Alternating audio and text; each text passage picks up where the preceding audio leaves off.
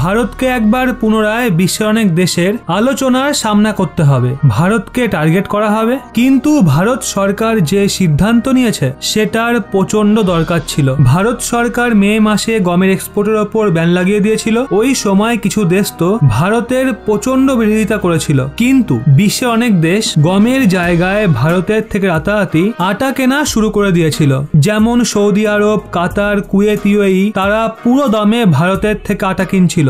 এখন এটা তো আপনি জানেনই, গমের আটা থেকেই সমস্ত ফুড প্রোডাক্ট তৈরি হয়। গমের মিলে পিষে আটা ওখান থেকে সাধারণ মানুষের ঘরে, হোটেল, রেস্টুরেন্টে এবং bread, pizza, cookies, biscuit, pastry, পাস্তার মতো ফুড প্রোডাক্ট বানানো কোম্পানিগুলোর কাছে যায়। ভারত সরকার গমের ওপর ব্যান লাগিয়েছিল, কিন্তু গম পিষে আটা তৈরি হয় সেটার এক্সপোর্টের ওপরে প্রথমে ব্যান লাগানো হয়নি। ব্যাস, শুধু এটারই সুযোগ নিয়ে ভারতের অনেক ট্রেডার্স ডবল ইনকাম করছিল।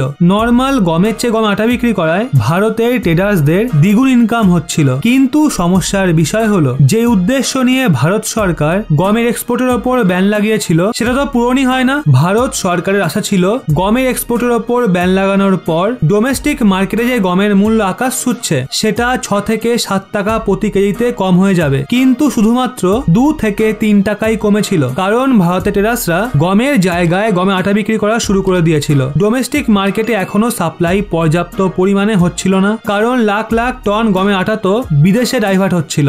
বলার মানে হলো, ভারত সরকার গম এক্সপোর্টের ওপর ব্যান লাগিয়ে বদনাম তো নিজের মাথায় নিয়েই নেয়, কিন্তু ভারতের সাধারণ নাগরিকদের এর কোনো সুবিধা মেলে না। আর এটা তো আপনি জানেনই, বৃদ্ধিপ্রাপ্ত দামের ওপর যে লাভ হয় সেটাও চাষি ভাইদের কাছে পৌঁছায় না। এটা ফ্লোর মিলস এবং এক্সপোর্ট করা যে ট্রেডার্সরা রয়েছে তারাই আত্মসাৎ করে। না চাষিরা লাভ পায় আর না তো সাধারণ মানুষদের স্বস্তি মেলে। আর গম শর্টেজের ভয়টা তো আলাদা বিষয়। এক্ষেত্রে ভারত সরকার এখন এমন একটা সিদ্ধান্ত নিয়েছে যার জন্য বিশ্বের অনেক দেশের সমস্যা হবে। রেফারেন্স হিসেবে স্ক্রিনে দেওয়া আর্টিকেলটা দেখুন, যা অনুযায়ী গমের এক্সপোর্টের ওপর ব্যান লাগানোর পর ভারত সরকার গমের আটা এক্সপোর্টের ওপরও ব্যান লাগিয়ে দিয়েছে। যদিও পুরোপুরি ব্যান করা হয়নি, কিন্তু এখন ভারতের এক্সপোর্টারদের বাইরের কোনো দেশকে আটা বিক্রি করার আগে ভারত সরকারের ইন্টার মিনিস্ট্রিয়াল কমিটির থেকে পারমিশন নিতে হবে। আর তারপরই গমের শিপমেন্টকে কাস্টম ডিপার্টমেন্টের তরফ থেকে কার্গো শিপে লোড হওয়ার জন্য ক্লিয়ারেন্স দেওয়া হবে। Directorate general of foreign trade এই সিদ্ধান্তের তথ্য দিয়ে এটা বলেছে যে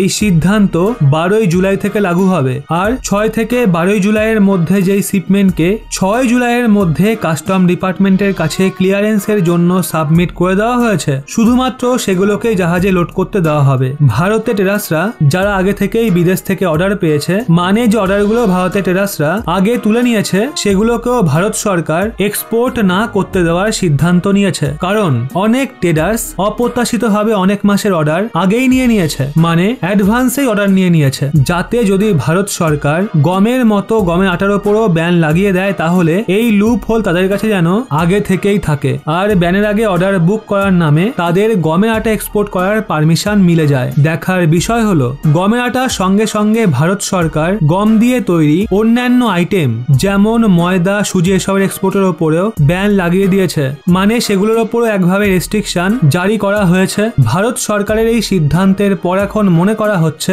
ভারতে আটা, ময়দা, সুজি আরো সস্তা হবে। সব থেকে বেশি লোকসান মিডল ইস্টের দেশগুলোর হতে চলেছে। যাই হোক, ভারত কি গমের আটা এক্সপোর্টের ওপর ব্যান লাগিয়ে একদম ঠিক করেছে, হ্যাঁ নাকি না, নিচে কমেন্টে অবশ্যই জানান।